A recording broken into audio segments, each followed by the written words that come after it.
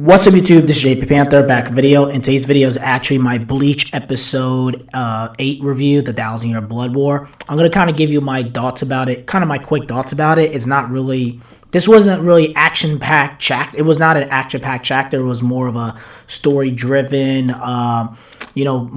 it's more information, a lot of information. It's like, boom, really, really quick. And if you guys don't know, they put like 4 chapters in this one episode. I was like, damn, man, that's why I felt like the pacing was really, really good. So this is going to be more of a story-driven type of chapter. It's not going to be like the action, but, we're going to talk about it right now. So pretty much we're dealing with the aftermath of the Quincy's invading and stuff like that. We're seeing everyone pretty much being hurt, shattered, destroyed, killed, brutal. Everyone's like, oh my god, look how much damage they destroyed. Squad 4 is trying to heal everybody as much as we can. Unohana and her lieutenants pretty much saying we should have been out there in the battlefield. And then Unohana tells her, it's like, listen, the captain's final orders was to stay at put and make sure that we could save as many people as we can, because if we went out there in the battlefield, more people would have died and we would have lost more people to heal people.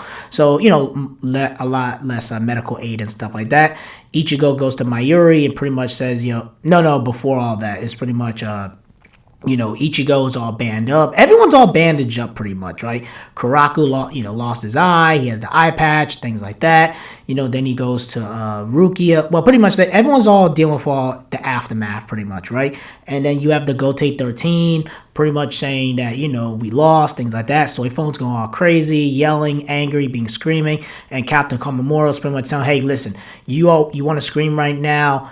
You're screaming right now? Don't you think we all want to be screaming? And then Soy Phone's pretty much telling Rose and Kinsei and Shinji, like, hey, you guys didn't care about the head captain because you had a grudge against him and stuff like that. I'm the one who truly cares. And then Sensui's pretty much telling everyone, calm down. If old man Yama was here, he will tell you guys to line up and slap the hell out of every single one of you. And it says, we are the 13 Court Guard squad. We got to keep moving forward and, worry about what it is now and move forward pretty much, right?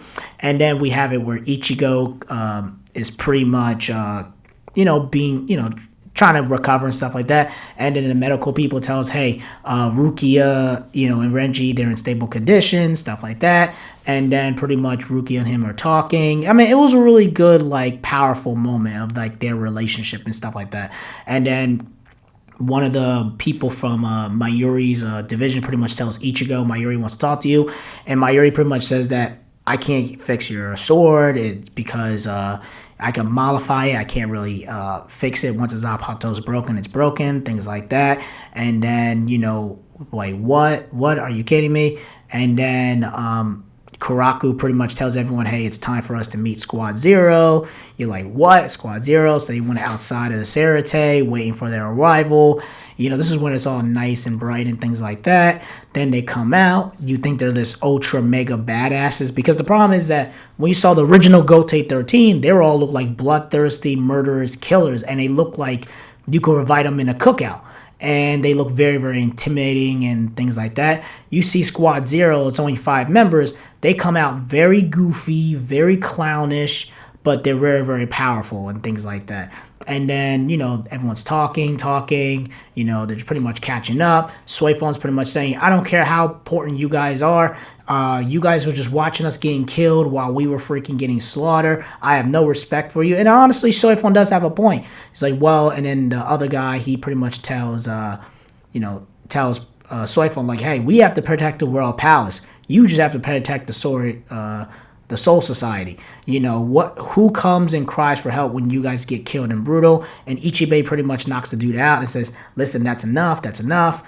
And pretty much the other chick, I can't remember her name, she pretty much grabs Byakuya, Rukia, and Renji and brings Ichigo's broken Zanpakuto and pretty much says, hey, Ichigo, you're coming with us because the Soul King pretty much asked us to. And he's like, wait, I can't go there. I can heal right here, blah, blah, blah. And Ichigo's like, no, you're here for another reason. Then Kon out of nowhere pops up, and then you hear Urahara, you see Urahara on the screen, you see Chad and Orihime. They're pretty much saying, listen, we got everything covered here. Ichigo, do what you got to do. and then you hear Grimjow's voice. Let's be honest, that's Grimjow, because once I saw the hole in his stomach and them coming out the curtains, even though they didn't show him, that's definitely Grimjow, because I could just tell by the way he voiced and stuff like that. And Urahara pretty much tells like, hey, don't worry about him. We worked out a deal, things like that. And then Ichigo, just focus on yourself and move on. We're good. And pretty much Kisei, after he turns off, hangs up pretty much, he pretty much tells Chad Orihime, hey, listen, Ichigo's always worried about everybody else. Let him focus on himself for once and not try to tell him about the situation, get all worried and amped up and stuff like that. Ichigo's going through a lot, so let him focus on himself. And then pretty much you have it where, Ganju's sister pretty much saying, okay, everyone's in the World Palace. Then she does that fire flame circle, throws them up, and they return to Soul Palace. And then you have Ganju's sister, and you have Ganju, and then you have like two of the Fullbringers, the Fullbringers, whatever, right? You have Ganju and the other Fullbringers, and they're with Ganju, and I guess they're going to train or whatever it is. And that's pretty much it for that part. And then Ichigo revives to the Soul Palace and stuff like that. And if you looked at it, you're like, damn, man, like, because I remember I read it in the manga, but in the anime, they did such a good job with, like, the way it looks.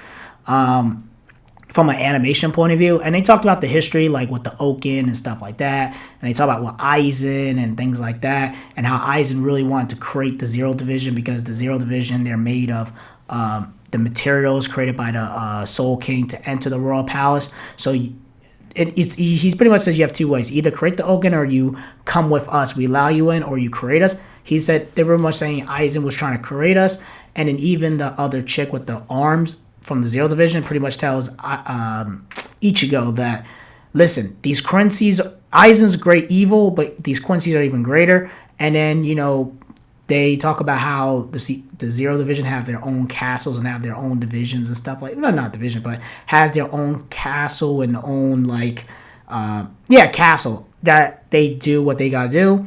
And pretty much the dude who does the spiky hair, whatever it is, he pretty much says, Ichigo, you're coming with me. And they're bathing in the bath, like in a hot tub, to like get rid of all the dead spiritual pressure, like Rukia, Renji, and then Byakuya. And then he throws Byakuya into that hot blood hell. And then that's pretty much, and it has like him, the demon lord or soul king, whatever it is. And that was pretty much the end of the episode. And also at that post-credit scene, right, you get to kind of the post-song ending, we got to see the Spirit King, what he looked like. I ain't gonna lie, he looks really, really amazing. Because in the manga, it was pretty okay, but in the anime, it was like, wow, it was so beautiful and bright. And then I guess next week, we're going to have the episode, The Drop, which it looks like it's going to focus more on Kenpachi, because if you look from the image and stuff like that. So again, the episode, again, I liked the episode. It was a lot of dialogue. It was more storytelling. I personally give it... it's because it's not bad. I give it, there were some little issues here or there, but overall I give it 8 out of 10 because it was really, really good. It wasn't a lot of action, but it was still an 8 out of 10. It's better than all these other animes that are out now. I'm going to keep it honest with you, right? That's kind of reasons why, like, again, I'm from the Toonami Cartoon Network era. I grew up with Bleach. And the reason why I haven't covered a lot of these crazy animes like that, because I'll be honest with you, like, they haven't really got me as engaged with Bleach. Because you see, every week I do a Bleach episode. My Hero and Blue Lock and all of them, they're just not getting me that magic. They're not getting me that spark. They're not giving me that motive to just get up and do a video about them. It's just what it is. They just don't have that. I'm just telling you right now, unlike Bleach, where Bleach makes me motivated and want to do a video, and I couldn't do a video on Monday because I was tired and I was busy, stuff like that. But with My Hero and everything like that, I'm just not that motivated. So I'm sorry if you guys don't know. That's why I haven't been doing a lot of new anime videos like that, or reviews and stuff like that. So again, that's pretty much it. Tell me what you guys think. Let me know in the comment section below. Make sure you rate and like the video and subscribe. Make sure you subscribe to the channel. Peace and have a great day and take care.